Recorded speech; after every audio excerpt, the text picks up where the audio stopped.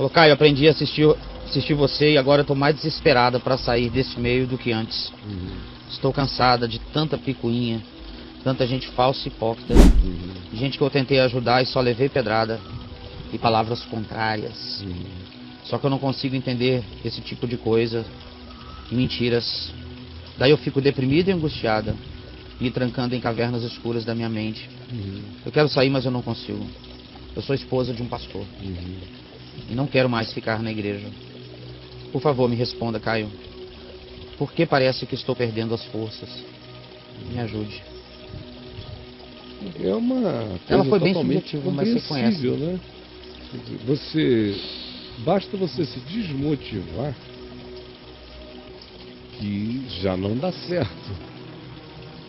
Quando você perde a motivação, não precisa ser nem nesse nível profundo, visceral, angustioso, existencial, que atingiu você. Estou falando qualquer motivação. Se você se desencantou com um trabalho, você se desmotivou de um determinado grupo de amigos, um relacionamento, a primeira coisa que acontece é uma falta de energia absoluta para aquela finalidade.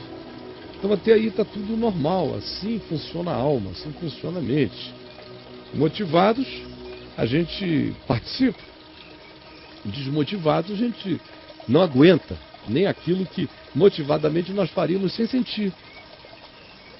Nós somos muito mais entes que respondem àquilo que nos motiva do que a qualquer outra coisa, de modo que motivação é alimento para aquilo que vem a constituir o meu caminho, minhas decisões, minhas ações, minhas alegrias, minhas formulações na vida. Agora imagina o que é ser mulher de um pastor, você sabe. Não sei se você já percebeu o peso disso em relação a, em sabendo, entender-se. Entender-se. Porque você ainda faz uma pergunta aqui que é como se não fosse natural que a coisa, tendo acontecido como aconteceu em você. Com esse nível de angústia, olha a descrição que você fez. Leia aí, por favor. O aquadrilhamento, olha as descrições do encontro humano lá. Qual for? Gente que eu tentei ajudar, que só levei pedrada e palavras contrárias. Gente falsa, hipócrita. Sim. Eu fico deprimida, me trancando em cavernas. Estou cansado de tanta picuinha. E sem poder se retirar, né? Porque o marido é o pastor. Quero sair, mas não consigo. O marido é o pastor. Como é que você não irá mais? Como é que você vai explicar a sua ausência dessas atividades torturantes? Dessa comunhão envenenadora? Como é que você vai ter carta de alforria para se ausentar do processo? Extremamente angustioso isso. Quando o coração da esposa de um pastor chega e diz antes dele, olha, eu não suporto mais, aí a química de potencial explosivo é imensa. Primeiro porque isso vai prejudicar imensamente o casamento de ambos. O pastor vai dizer, não faça isso comigo. Então você e eu somos um. A sua presença lá fortalece a minha. A sua ausência gera perguntas. As pessoas vão dizer, se a mulher do pastor não veio, quem deve vir? Se a mulher do pastor não se oferece para tocar, que desmotivação. Se a mulher do pastor não participa do grupo de levitas, por que eu? Esse é o argumento do pastor, convencendo a esposa a não se ausentar. Se a mulher do pastor não se envolve com os casais da igreja, quem vai se envolver? Ele começa a fazer essas perguntas. Por que ele faz essas perguntas? Porque esse é o bochicho do povo que nunca largará esse osso, nem deixará de frequentar nada, mas cria esse argumento para o pastor dizendo, cadê a irmã fulana? Estou sentindo falta dela, porque ela não apareceu, com aquele jeito crentesco e crentelho, de dizer todas as maldades do mundo, enquanto só diz a amada, a minha amada, a minha querida, a paz do Senhor. Não porque ninguém vai deixar de fazer nada lá no lugar, mas é só para atazanar o pastor que, por seu turno, oprimirá a sua mulher. E se a mulher vai, aí começam essas mulheres já com ar de superioridade. Ai, irmã, sentindo a sua fala, meu Deus, é tudo a mesma coisa, é tão cansativo. Só que a pessoa que já entendeu que isso não é só um joguinho superficial, mas que por trás disso habita o povo da mentira, quando descobre e realiza isso e entende isso, tem gente que entra em pânico, que se sufoca, que não aguenta mais voltar, que entra em estado horroroso. E se o pastor forçar, vai ser horrível para a pessoa. Se o pastor não força, mas fala o tempo todo, ele e a mulher vão se distanciando. Se o pastor não fala e dá cobertura à mulher, dependendo do tipo de igreja que ele pastoreie, se for das históricas, ele vai ficar o tempo em que o mandato dele dure. Mas dificilmente um pastor continua pastor efetivo de uma igreja, onde ele é pastor único, numa igreja histórica, se a esposa dele durante 4, 5 anos não aparece. Isso já começa a trabalhar contra ele na hipocrisia da avaliação que o povo faz sobre o significado da operância do trabalho pastoral dele, já que ele não consegue convencer nem a esposa a ir. É assim que funciona essa lógica congregacional. Então, querido, é muito perigoso. E eu sei que você vem sofrendo. E tem ido até hoje por causa dele, das angústias que ele sofre, por causa da interrupção conjugal que isso pode provocar na vida de vocês, mas ao mesmo tempo, você está que não aguenta mais como uma alma humana. Então, sinceramente, eu só posso falar de mim, o que não é muita coisa, né? Porque eu não sou parâmetro para nada. Eu nunca estive preso debaixo desses tacões, nem quando eu era pastor presbiteriano. A mãe dos meus filhos, que me acompanhou durante os 23, 25 anos que eu fui pastor presbiteriano, nunca foi oprimida por nada. Houve períodos em que ela não estava bem, como quando o nosso filho Lucas nasceu. Ela ficou, acho que quase 6 meses ou mais sem poder aparecer e acabou.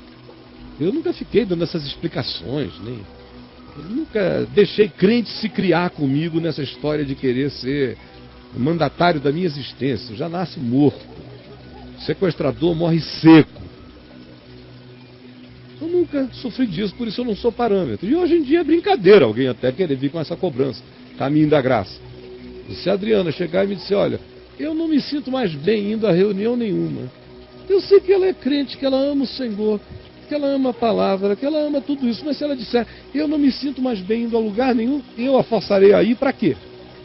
Para atender o quê? A um grupo de pessoas do caminho da graça que possam ficar mal impressionados com ela? Eu não.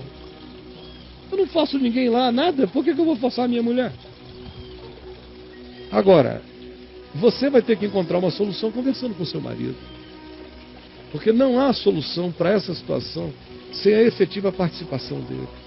Ele vai ter que escolher o que é mais importante. Se o mais importante é o ministério dele, ou se é preservar a alma da esposa.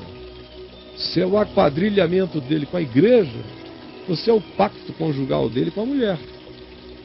Porque, sinceramente, meus amigos, igreja agremiação, igreja reunião, igreja encontro, igreja presbiteriana batista ou igreja estação Caminho da Graça, para mim é tudo a mesma coisa. Nenhum deles jamais viria na frente de qualquer coisa da minha vida real. Nenhum. Não vem na frente dos meus filhos, da minha mulher, não vem na frente dos meus filhos, não vem, nunca vieram, não virão. Se eu vivesse 1000 anos, vocês viveriam para ver que não viria. Porque o que o Evangelho me ensina, o espírito do Evangelho é outro. Paulo ensina em Efésios, no capítulo 5, que na terra aqui entre os humanos, se um homem é casado, o primeiro amor terreno dele é pela mulher. O segundo amor terreno é pelos filhos. A terceira dedicação a ele é o trabalho, a provisão do lar. A quarta dedicação dele são essas atividades que a gente chama de ministeriais. Mas já vem depois. Ele tem que decidir se o casamento dele é com o ministério ou se antes disso o casamento dele é com você. E juntos com sabedoria, para não ser nada suicida, para não ficar pesado demais para ele, e para também não continuar insuportavelmente pesado para vocês vão ter que encontrar um ponto de equilíbrio e de conciliação, deixando bem claro para ele que nesse processo você não se sente mais cabendo, de modo que com todo carinho seu, pela contingência da limitação dele e dele, pelo processo psicológico e existencial do seu descontentamento com aquilo que ele ainda suporta, mas para você já se tornou insuportável, é nesse meio tempo que vocês vão ter que tentar salvar a continuidade da vereda comum que vocês têm para percorrer juntos. Eu pediria que você o chamasse para assistir a repetição do Papo de Graça, para ver e diga: essa mulher sou eu, essa dor é minha, e esse conselho do Caio é para nós dois. Se ele quiser voltar aqui amanhã e falar um pouquinho sobre isso junto com você, eu acho que seria extremamente útil. Por enquanto eu vou ficando aqui. Até aqui eu sinto que é o que eu posso dizer. Passar disso, já entrar numa seara em relação à qual eu não tenho conhecimentos fartos da sua vida, nem da dele, nem do contexto, nem das limitações, para ir além do que eu consigo dizer até esse momento. Tá bom, minha amiga? Mas a gente está aqui.